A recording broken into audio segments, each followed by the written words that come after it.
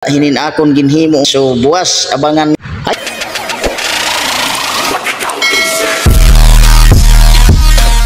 guys, good morning, welcome to my vlog. Di na naman kita hini maghihimo kita yanahin git in fire exit. So gamitan tagihapon hin eskwela para maging eskwela gud hiya. So okay mga kasanaol, tikangan ta na pag welding. Di na, may welding ko na mga kasanaol.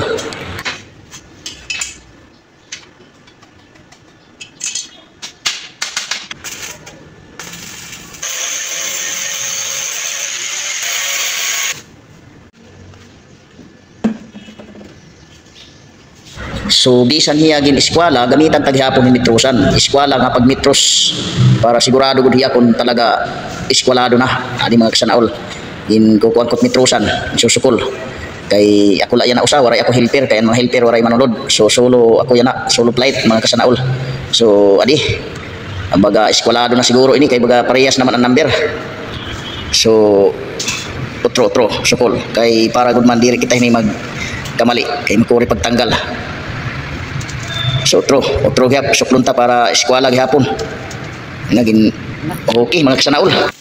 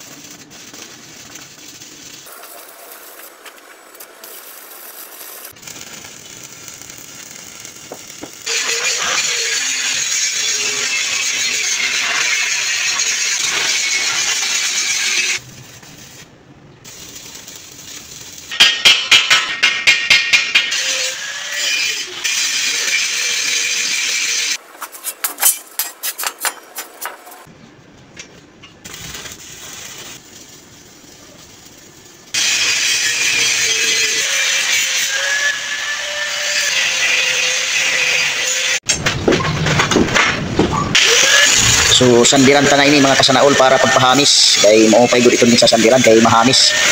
Okay, na isasandiran ko na mga kasanaol.